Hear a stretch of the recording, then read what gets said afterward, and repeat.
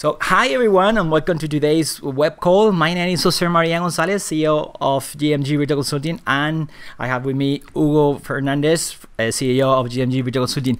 And it's a real pleasure to have today with us Martin Casado, founder of Nicira, a company focused on software-defined networking, which is now obviously part of VMware. Hi, Martin, and thank you for doing this interview with us today. Hi, happy to be here. Okay. So how and when did you start in the space of network virtualization and SDN and all that kind of stuff, fancy stuff? So actually, it goes back to when I worked for the government. So I did my undergraduate. My first job was working in a national lab, and then I started working for the intelligence agencies, like doing kind of security stuff. And at the time, it was really clear to me that the government kind of it assumes that it's being attacked by a nation state, right? It's not worried about some attacker in Arkansas. It's worried about an entire nation state. And it was clear that if you want to defend against that with computers, you could write your own programs, right? You could be like, oh, okay, I'm going to rewrite Linux and create SC Linux, and SC Linux came out of the NSA.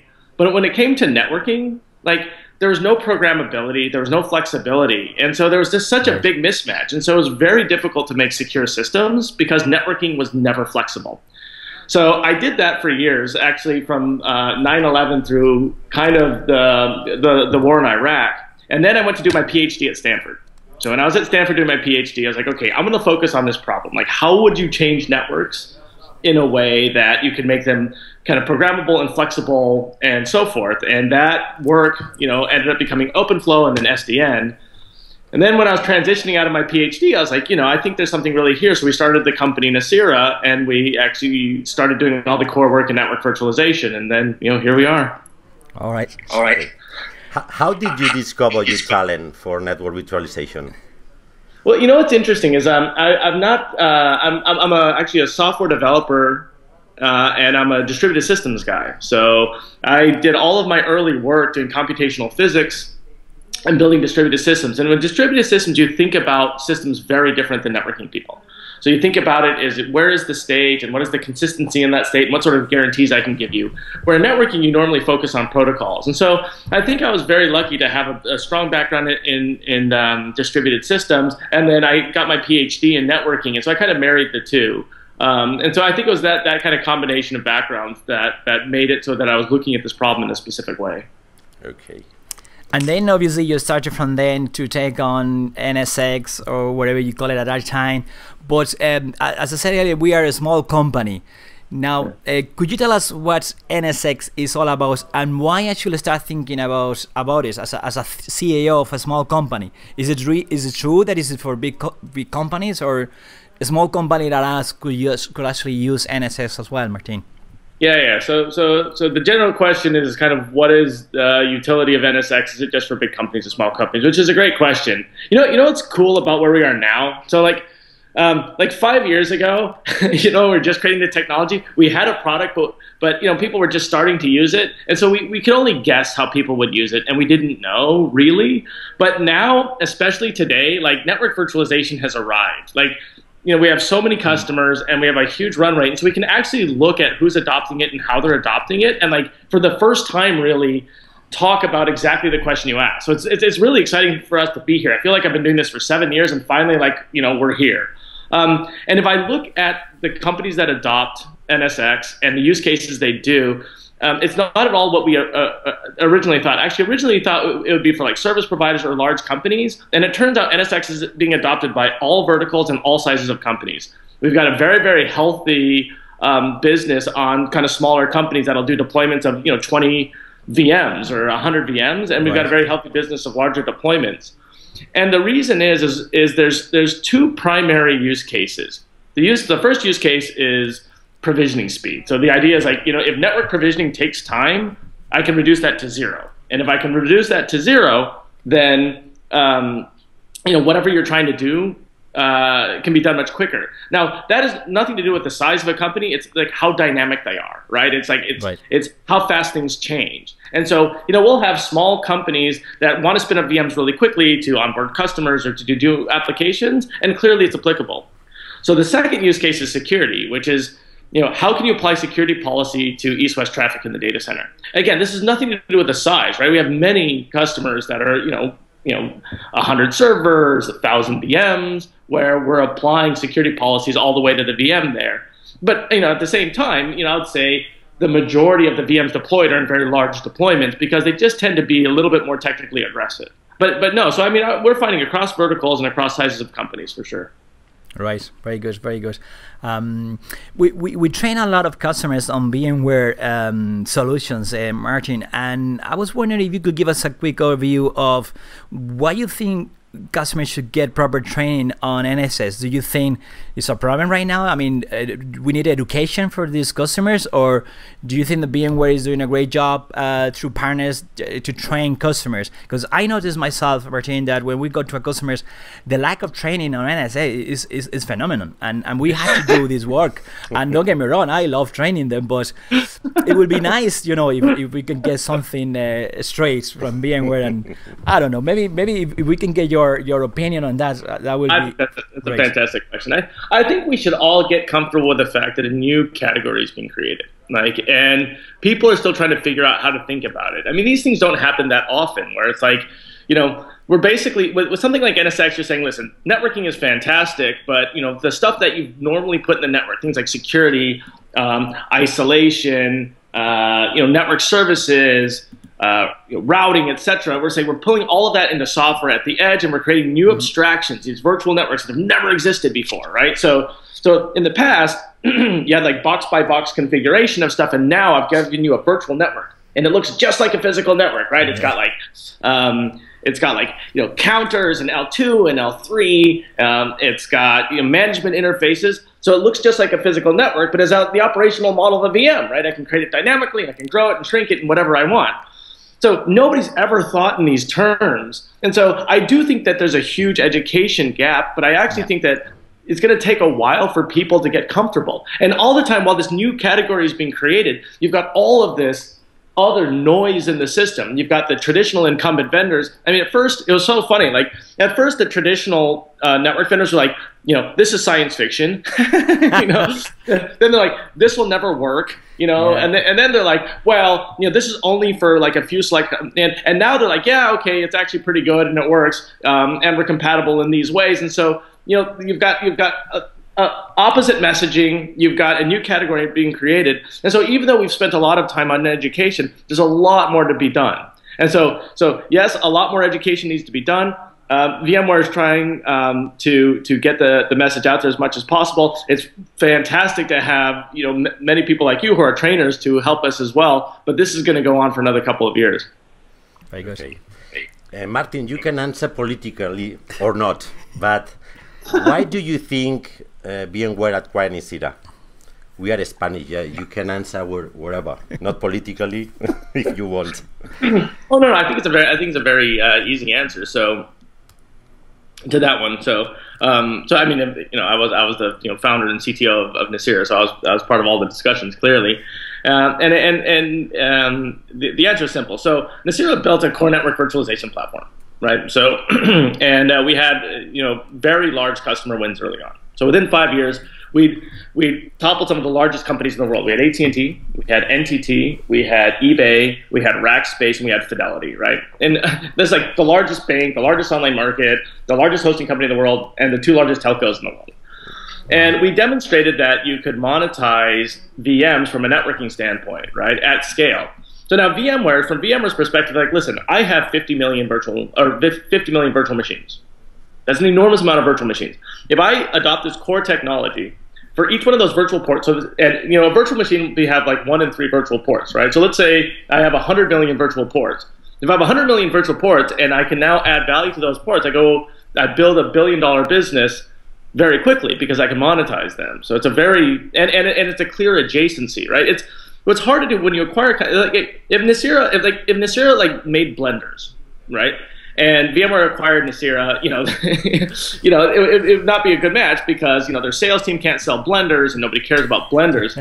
But this is a very clear adjacency with a very clear monetization strategy. Very clear, right? Is that they go from virtual machines to virtual networking. So it's a very good fit, and it's a fit that you could actually monetize quickly. And we're seeing that today. If you look at we've announced public numbers. I mean, it's a fantastic run rate that we're doing. It's a great business already. Within 2 years, we've got like a real big business that definitely justifies the price of Nicira. Wow. Good answer. Talking about money. Good.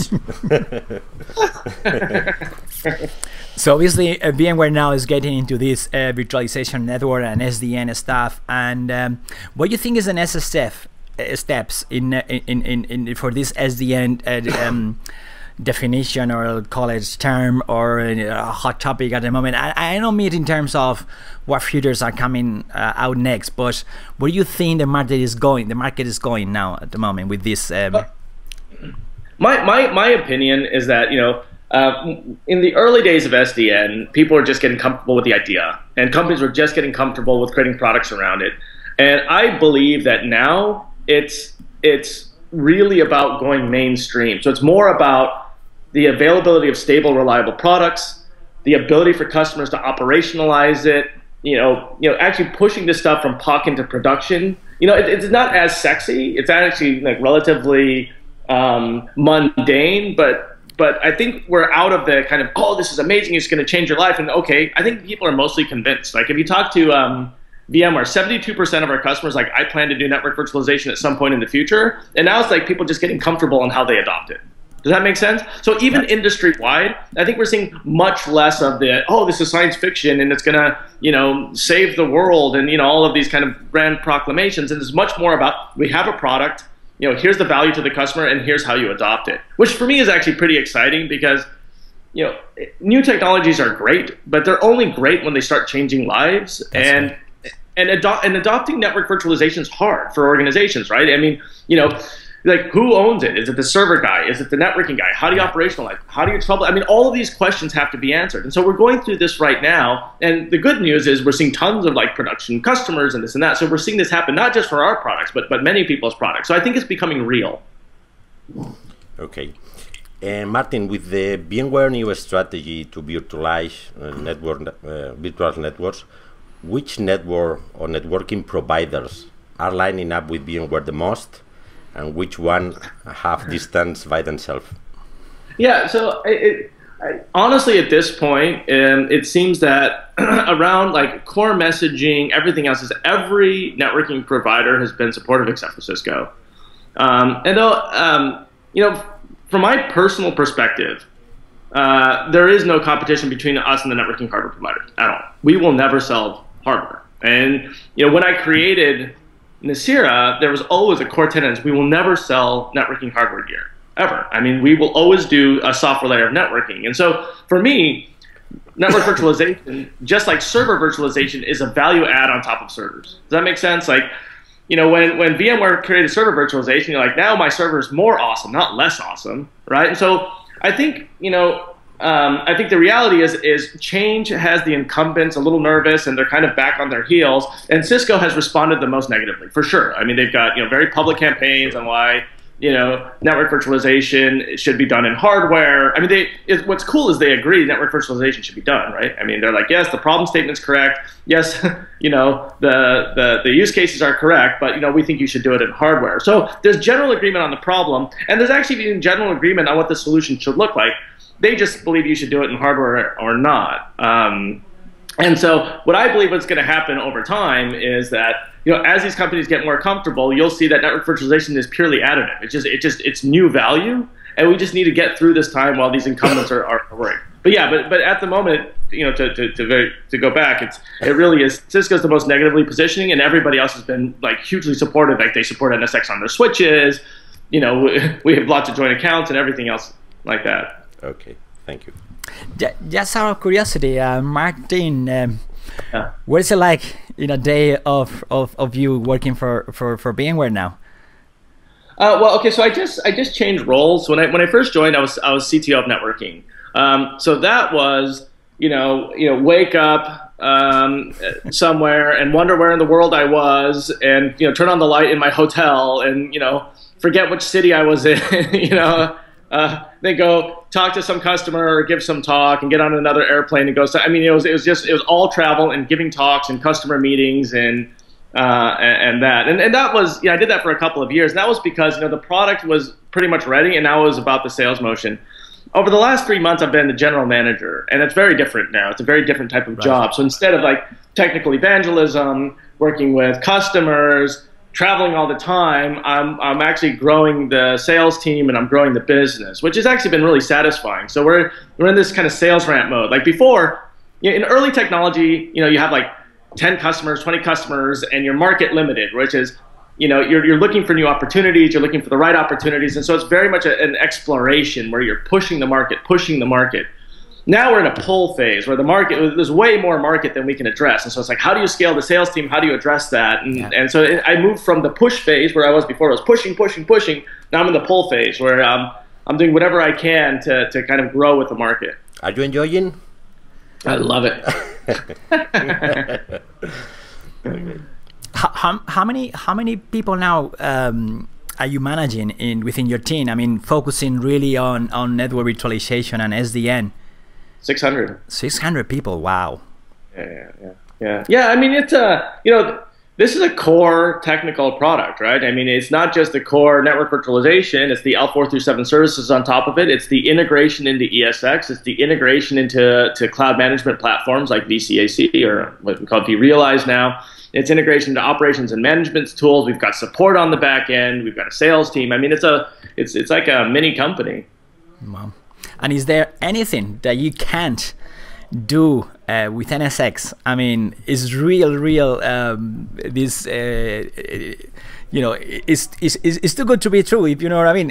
Can you? That's a great question. So here are the ways that I think about it. If there are some workloads that it may not make sense to virtualize, like HPC and high frequency trading. Right. And you could virtualize them. You see some benefits, but really, if you do, you might be paying some overhead that you don't want to. For those, I would not network virtualize them. I just wouldn't, right? But network virtualization in general, as a concept, has always been an inflection point in systems, right? It's changed virtual memory, it changed CPUs, it changed operating systems, it changed IT, it changed file systems, and whenever it's adopted, it's a general purpose mechanism. Right? For virtual memory, forget VMware, forget even operating. Like when you went from physical RAM to virtual memory, that changed our model of programming. When you went from physical disks to virtual file systems, that changed how we dealt with storage. When you went to a process model from like single layout to a process model where you've got a stack, that changed the way operating systems work and their general purpose.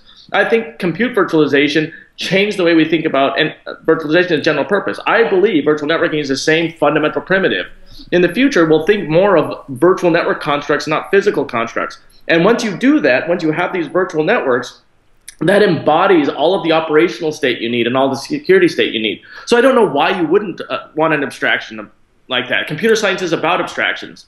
But there is some trade-offs that you do, just like you do with virtualization, which is in the overhead realm. And for that, I think it roughly aligns with what we see with virtualization. If it's something that you should virtualize, network virtualization is a good fit.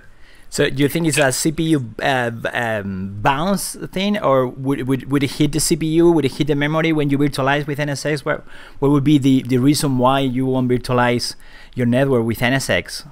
So it turns out, it's actually a good question. So it turns out that performance is almost identical to what it is today. Wow. Almost identical. The only difference is jitter, and that's normally introduced by the hypervisor, not by the network virtualization layer. So if you're running virtualization and you add NSX, you should see almost no performance difference unless there's some weird workload or some implementation bug. I mean, it's within 2%. Sometimes it's faster, sometimes it's slower. Very good. But if it's a bare metal workload and you add network virtualization, you could add some overhead at the edge. And so what if NSX now works with hardware, right? You can integrate an Arista switch or a Brocade switch, and for those, there's no performance overhead. But if you have bare metal and you're trying to do network virtualization, there might be some addition. But I do think for any existing VMware customer or KVM user or Zen user, there should not be any noticeable overhead. Great. So going back to these others hypervisor, you mentioned KVN and all those other hypervisors. How can we integrate NSX with all those hypervisors if we can, or is it something that we can't do it at the moment? Yeah, of course. So I mean, Nicira, the company did not support ESX. So we only support KVM, Zen, and Zen Server when we started. And so, part of our heritage is supporting multiple hypervisors. And of course, within VMware, the NSX product does support multiple hypervisors. Now, there's a good question of asking why. Like, why not just support ESX? We own the code base, we have the customer base. Why even take on this additional burden? Why not let somebody else do it? Which is a reasonable question, except for the thing that excites me. Like Martin Casado wakes up in the morning excited to change networking. And to change networking, I need to touch as many endpoints as possible. I don't care if it's a container, I don't care if it's a physical workload, I don't care if it's a hypervisor, I want to change networking. And so that's my goal. That's why I drive a team of 600 people to change networking. And for that, you've got to be hypervisor agnostic. That's very good.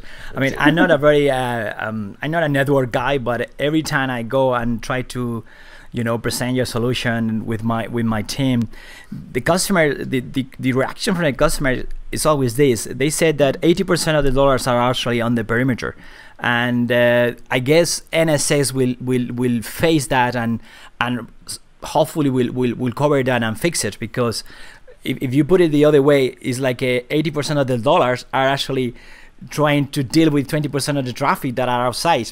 I mean, is there anything NSX could help us with that problem that we are facing here? This is a great, let me just scope this out really quickly. So over the last 10, 20 years, workloads have moved into the data center, right? So now we have these huge data centers with all these workloads.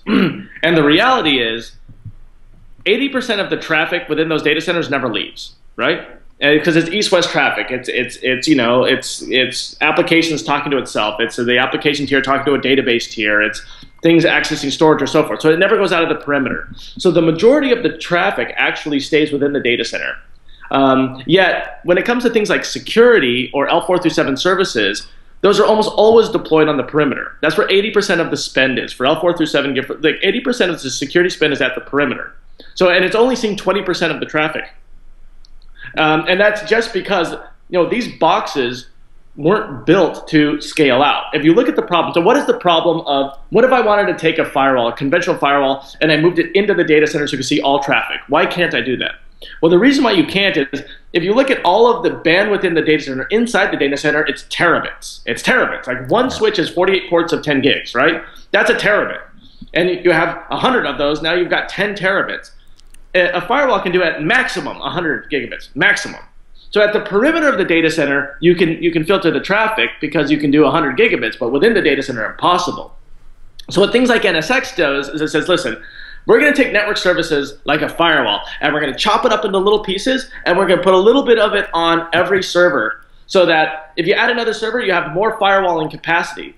So now I can do firewalling at terabit speeds, because a little bit of it is running on every one of the servers. And so it allows you to scale out network services at the edge, so it actually covers the majority of your traffic, which is one of our major use cases. A major use case is just doing what we call microsegmentation, but doing firewalling within the data center for east-west traffic. Very good, very good. I mean, I'm running out of questions now, but I don't know if you are familiar with the Spanish market or anything, but what would you tell a Spanish company who is interested in virtualizing the network? I mean, do you think we are ready here in Spain to invest in this technology at the moment, or? Yeah, I do. I think so. I think, I mean, definitely we're at a time that it's time to start looking at network virtualization. And I normally have a couple of pieces of advice for companies. So the first one is, this technology is happening. Whether it's coming from VMware, or it's coming from Cisco, or it's coming from Microsoft or Red Hat, like, this is happening. And if you look at global trends, I mean, when in my CTO days when I was flying around the world, I mean, I would be in Brazil, network virtualization. I'd be in Thailand, network virtualization. China, Australia, Japan, Russia. Like, we've got customers all over the place, and it's happening. But the great thing about network virtualization is it's not disruptive. You don't have to change hardware. You don't have to change configuration. It's a software install. And so my recommendation is, A, learn about the technology first. Just learn. There's great people like you that will trade. I think it's seriously, it's very important to understand it. Yeah. 2, don't boil the ocean, which is, this English phrase, like, don't try and do too much. So understand it, do a limited POC, maybe focus on a limited use case, right? I mean, network virtualization can change so many things, but you don't have to adopt it in a way that you're changing everything. You can say, we're going to do test dev to begin with, or we're going to do a small deployment cloud or something like that. So, get familiar, pocket, deploy it in a limited use case. Don't try and be too aggressive. And I think the benefits are very immediate. And it's interesting, many customers started very, very small, and they keep coming back, and they keep, getting more and growing their deployments. And so, once it's there, it kind of captures the imagination, and you'll really understand why it's useful. And so I say absolutely learn about it and actually start kicking the tires. Very good. So do you foresee, just to wrap up, Martin, in 2015 that NSX will penetrate as well into small customers as well worldwide? Oh, no, we see already a lot of small customer traction, a lot. Okay. Normally around the security use case. So, if I look at, we've got hundreds of customers that are, small customers with, relatively limited deployments. And again, they're seeing value in basically a firewall protecting all the way up to the server, and automated provisioning. So they can spin, even if you only have 40 VMs, spinning up them and connecting network services and security services automatically is huge value.